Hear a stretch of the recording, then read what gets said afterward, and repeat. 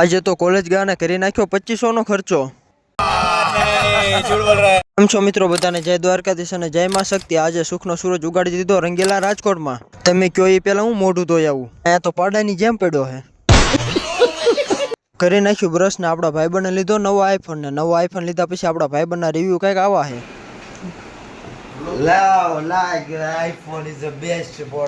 क्या बात कर रहे हैं?